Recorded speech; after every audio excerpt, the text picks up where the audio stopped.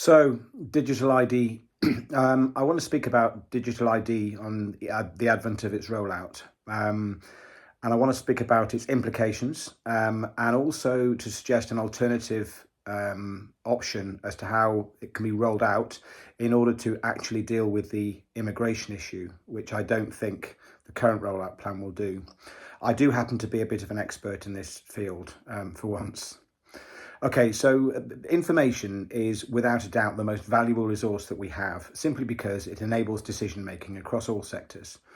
And digitization, because of its transparency, is the most powerful tool to fight corruption and crime.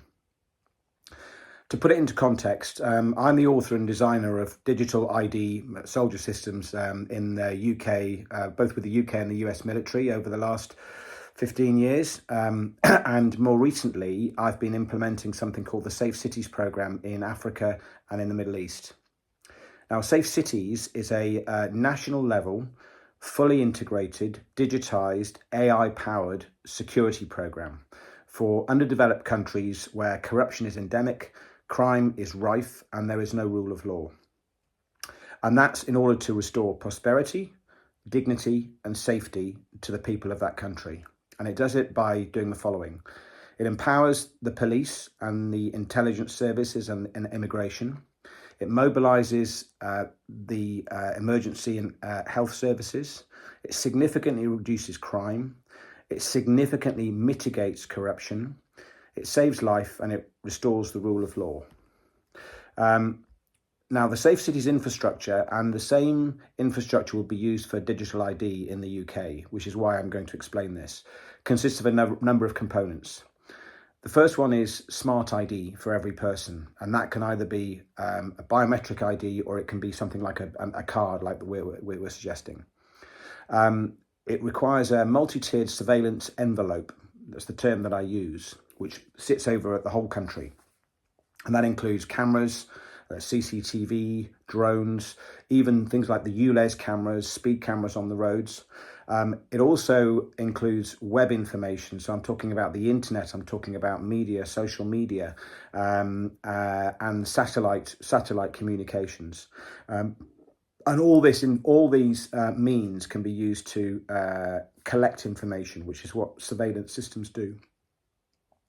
Cameras can be all software enabled to enable things like facial recognition and automatic number plate reading. The whole thing is brought together by a fully integrated digital network. And now we have lots of those in the UK. We have telecommunications networks, broadband, internet, satellite communication. So we have no problem on that front. And then the other part of this is the database. This is where all the information that's collected is stored and archived.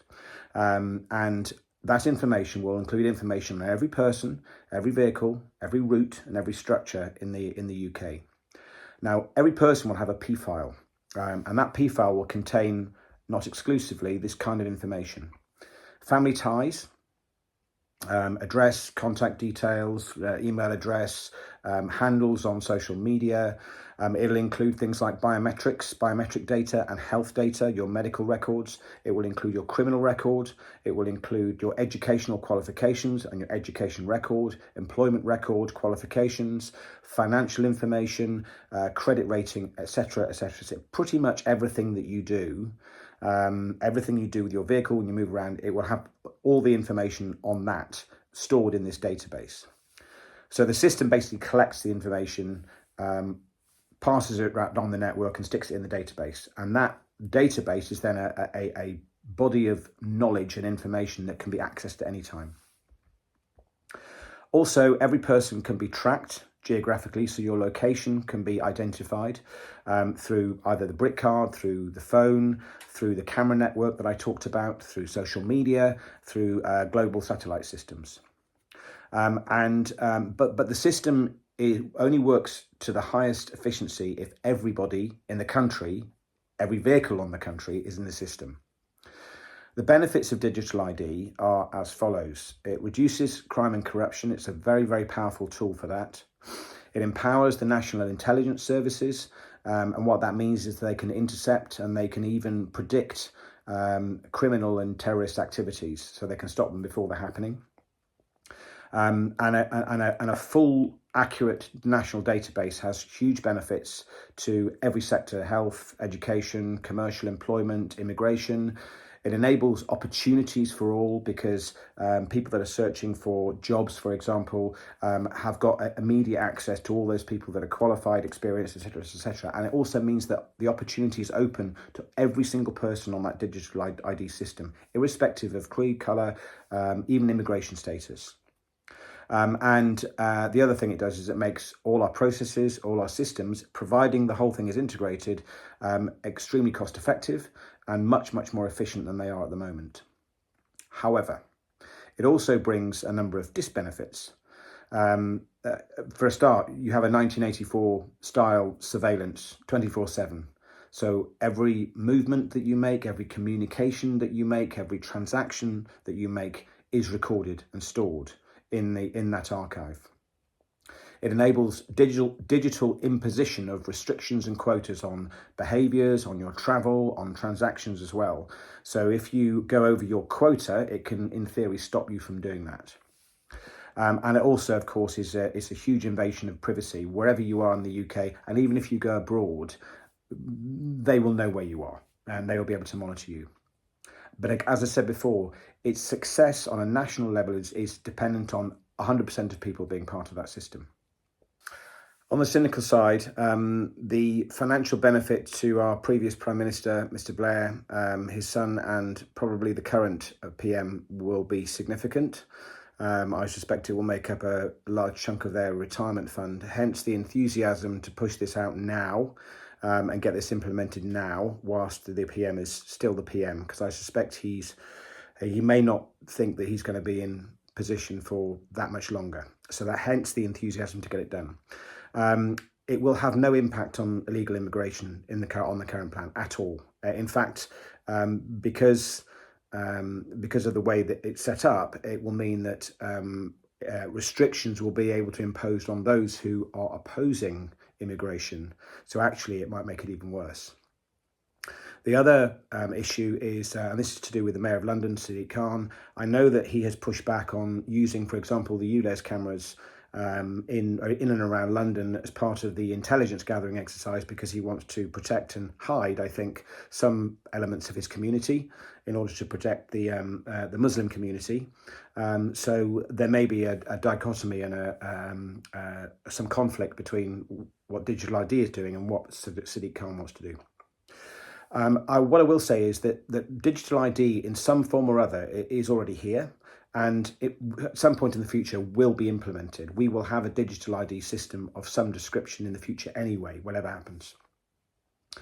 I have a suggestion of how it can be implemented in a slightly different way, and I will try and explain this to you and explain what that looks like.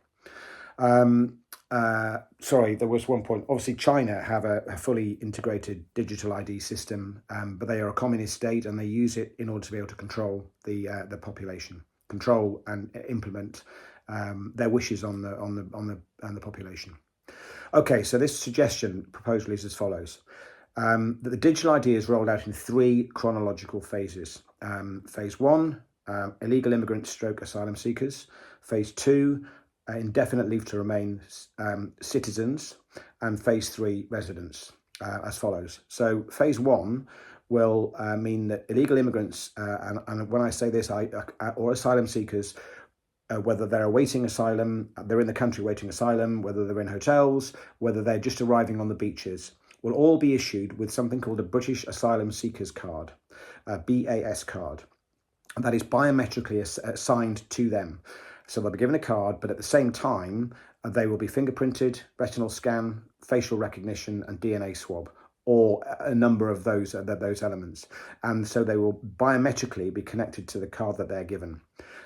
If they lose their card and they have to keep it on them all the time, they will be arrested and they will be detained until at such a point as the card is replaced, and they will not be able to do anything without carrying that card. So that's the incentive for them. The other thing that you can do with that is that you can implement a kind of convention on the card where the card will link to a network system which will enable it to be able to teach English. It'll be able to explain the laws of the land in multiple languages, and also the cultures of the British. And every asylum seeker, a legal immigrant that comes in, will have to complete a course with set criteria in order to be able to continue on to the next phase. And I'll talk about phase 2 now. So phase 2 will be issued to all of the indefinite leave to remain residents and those that are seeking asylum within the UK. And I've called it the British Asylum Granted card. And again, this will be a continuation of the card that's issued to the asylum seekers. And actually it can be done without having to give them a new card, because the digital pattern on the card can be just transferred automatically from one to the other once they've been granted asylum. And then finally, the British Citizen Card, the BC card, as I've called it, will then be issued to British citizens. That way, if you do it in that order, that way, what we do is we identify immediately anyone coming into this country. So they are we'll be able to track them. We'll be able to monitor their behaviour, and I know that this is going to be the backlash. This is going to be this is a racist approach to doing this, which is not. This is just what I think is a common sense, logical approach to this, because we don't have to have the British Citizen Card right now. We've already got digital ID in this country. They're already able to track us, and they'll be able to look at our transactions if they really need to. So actually, the urgency to get the British Citizens Card, as I've called it, the Brit Card, is not as great as it is at the moment for illegal immigrants and those that are seeking and have been granted asylum. I hope that makes sense.